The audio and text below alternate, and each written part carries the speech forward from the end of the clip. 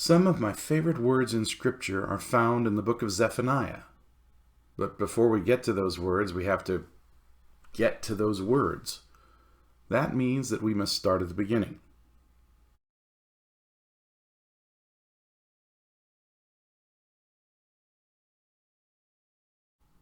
One of the things you might have noticed as we study the books of the minor prophets is their penchant for anachronism. These men don't turn out their narrations in chronological order, the way we usually like stories to be told. Rather, they seem to jump about in time without any regard for the calendar. As we look closely at Zephaniah, we see that this book is no different. It begins with prophecies that tell of the destruction of the whole earth, but we quickly realize that Zephaniah is using a metaphor to refer to his world, Judah.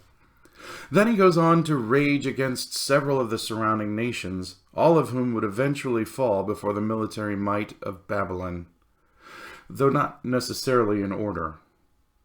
He makes it clear that this coming fall is not simply the result of politics or diplomatic policy, but that this is God's judgment on those who have rejected his kingship. Finally, the prophet moves to a message of hope, but we'll get there in a moment. Now, even though the prophet doesn't follow a timeline, we'll go ahead and pin him down to a specific period, somewhere between 622 and 612 BCE. Josiah was on the throne, and the Torah had recently been rediscovered. Idolatry had captured the hearts and minds of the people. They had come to accept the nation's gods as gods of their own, not entirely supplanting Yahweh, but holding up the likes of Baal and Milcom as God's equals.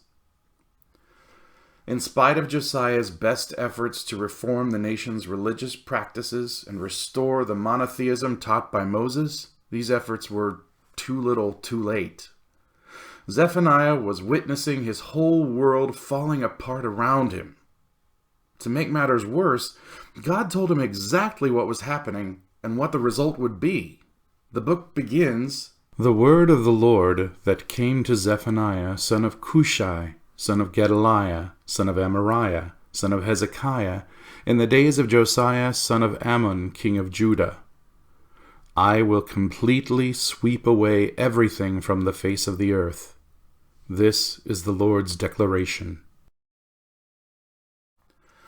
Twice in these first two verses, Zephaniah points out that his prophecy is the result of a revelation from God and not his own observations. God's declaration is a complete reversal of Genesis. Remember that the law had only recently been found among the ruins of God's temple as the young king effected repairs. The words of creation found in Genesis, "God saw all that he had made, and it was very good indeed," were still new and fresh to ears that had never heard those growing up. And now all that was about to change. The world of Judah was not very good. The promises of covenant the people had made before Josiah were only empty words. The people seemed bent on wickedness even more now than when they had been ignorant of the Torah. Here we see the practical truth of Paul's words to the Roman church. "For sin, seizing an opportunity through the commandment, deceived me, and through it killed me." So Zephaniah suffers, knowing how all of this is going to play out, and knowing that most will not heed his warnings. This explains why the prophet doesn't work his way chronologically through the judgments on these nations. He's not interested in moving his hearers to a particular point in time, but rather to a particular way of thinking. The flow of his message is designed to bring his audience to an ideological point, a conclusion of thoughts and reasons, not a conclusion of events and times. So let's begin where Zephaniah does, characterizing the sins of Judah.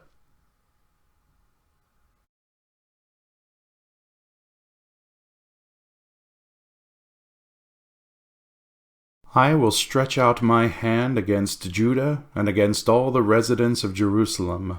I will cut off every vestige of Baal from this place. the names of the pagan priests along with the priests, those who bow and worship on the rooftops to the stars in the sky, those who bow and pledge loyalty to the Lord, but also pledge loyalty to Milcom, and those who turn back from following the Lord, who do not seek the Lord or inquire of him. God begins airing his grievances against his people by pointing out the sins of his priests. Not only are idolatrous priests named here, but even the priests of Yahweh. That's because oftentimes these were the same men. The people looked to their religious leaders to be religious leaders, though they didn't seem to care much about which religion they were dealing with. Priests were priests. It wasn't a calling, it was a career. He also called out the political leaders. On the day of the Lord's sacrifice, I will punish the officials, the king's sons, and all who are dressed in foreign clothing. Both the religious and political establishment had stopped trusting in God, assuming they had ever trusted him in the first place. The priests would pray to any god that seemed to be appropriate to the situation. Baal, if you needed good weather. Asherah, if you're looking for fertile wives. A god for every season. Government officials would prefer to put their trust in diplomacy, making foreign marriages and alliances in an effort to keep on the good side of the strongest political powers. The examples set by Judah's leaders demonstrated no confidence in God whatsoever. That kind of leadership did not make God happy. Perhaps more chilling, though, is how God singles out the complacent. And at that time I will search Jerusalem with lamps, and punish those who settle down comfortably, who say to themselves, "The Lord will do nothing, good or bad." Their wealth will become plunder, and their houses a ruin. They will build houses, but never live in them, plant vineyards, but never drink their wine. Whether they think that God is unable to act or uninterested in the doings of his people, they have settled themselves down into a life of ease with absolutely no concern for their destiny. This passage always reminds me of the high priest Eli. After a young Samuel had experienced his first vision from the Lord, Eli demanded to know what God had told him. Samuel admitted that God was displeased with Eli and his sons, and that they would be judged for their unholy behavior. Now, at this point in the narrative, I'm feeling nervous tension for the boy Samuel. But Eli replied, He is the Lord. Let him do what he thinks is good. Now, I'm not the Lord, and yet even I am frustrated with Eli's attitude. Zephaniah tells us that God isn't so fond of it either. He's going to go out of his way to search out and punish the complacent who have written him off as impotent or uncaring. Now, after announcing some pretty heavy apocalyptic judgments against Judah, Zephaniah gives us a glimpse into the very crux of his message, God's love. Zephaniah knows that his message will be rejected, but he also knows that there will be a holy remnant of God's people that will be restored to favor in Jerusalem. So he calls for repentance. Seek the Lord, all you humble of the earth, who carry out what he commands. Seek righteousness, seek humility. Perhaps you will be concealed on the day of the Lord's anger. God doesn't want people to perish. Saving the world is his business. He'd promised Abraham that all of the earth's nations would be blessed through him. Not some, all. Zephaniah makes it clear that it's not too late to turn to God. Even though judgment is imminent, some will be saved. It's up to his hearers to decide if they will be among those saved. And that takes us to the next part of his prophecy. Judgment on the nations.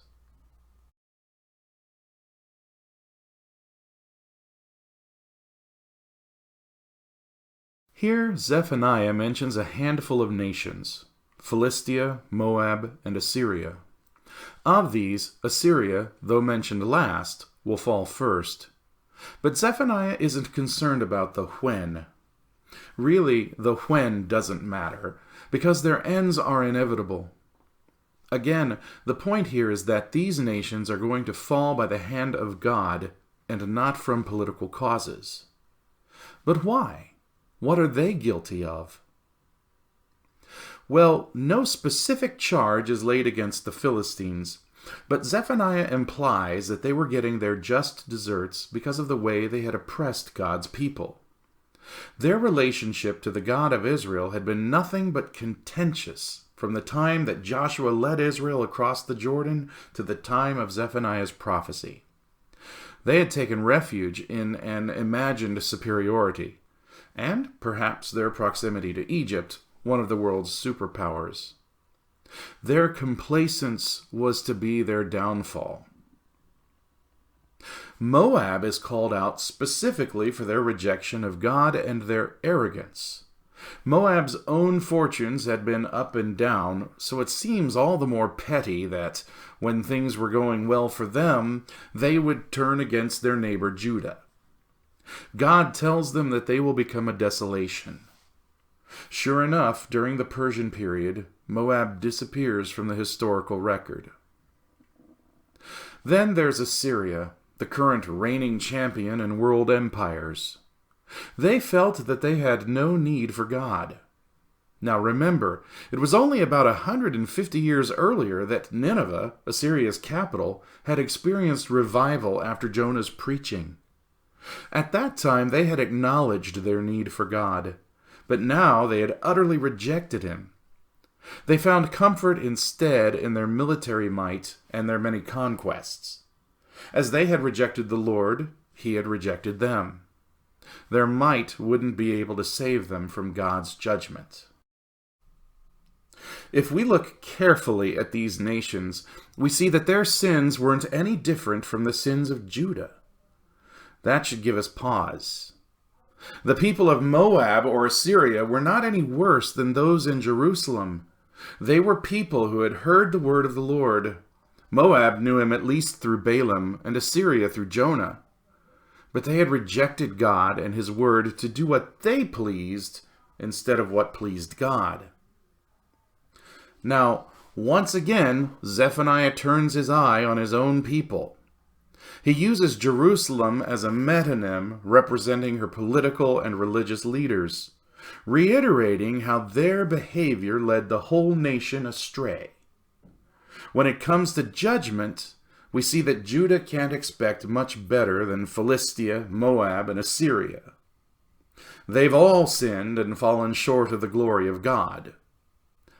But there's hope.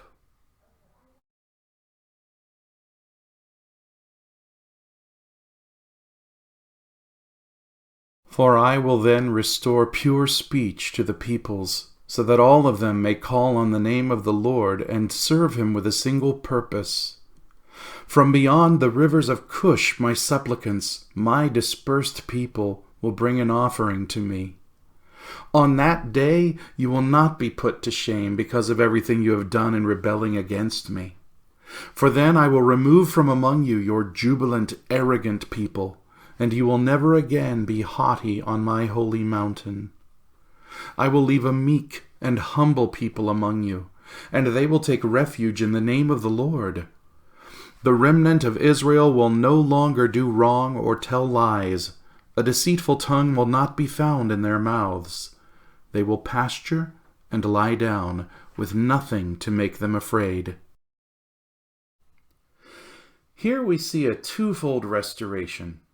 Judah, humbled by her coming captivity, will return to the land and to God. Zephaniah makes it clear that this is not just a geographic restoration, but a spiritual one as well. Their hearts will be changed, and they will be like their father. But the promise is not only for Judah. Notice that Zephaniah refers to the peoples or nations. God's spiritual revival will reach into the lands where the Jews will be scattered and call all men of every nation. Just like he did with Nineveh, he promises peace to any who will put their trust in him. That's because he loves. He is love. He made the human race because he desires us. It was not from need that he created man. It was because he wanted to. He wanted to create you and me and Daniel and Nebuchadnezzar and Zephaniah and Josiah because he loves us. And now we get to my favorite words. The Lord your God is among you, a warrior who saves. He will rejoice over you with gladness. He will quiet you with his love. He will delight in you with singing. I must admit that I didn't grow up thinking of God as singing. The idea didn't even enter my mind until I read C.S. Lewis's The Chronicles of Narnia. But when I first noticed this passage, it took my breath away. You see, with each of my 4 children, I would rock them to sleep at night or walk the floor with them on my shoulder. And always I would sing to them. Sure, there's something to be said for the soothing effect of the chest cavity's vibration as a little one lays upon your breast, or the mental development of a baby as he hears a parent's familiar voice. But singing to my children was always more than that. It was my way of providing comfort and peace and a sense of tranquil strength. In those songs, I would try to communicate my love and care for those babies. I wanted them to know how much I loved them, and there was no way I could put that into words that their little minds could understand. But they could hear my music and feel that love. And this is the ideological point that Zephaniah brings us to. We must put our trust in God. No matter what happens, even when things get apocalyptic and it seems that the world is falling apart around us, God is singing to us, quieting us in his love. If we trust him and spend time with him in prayer and his word, we'll hear him. May his music flow through us so that all the peoples of the earth will call upon his name.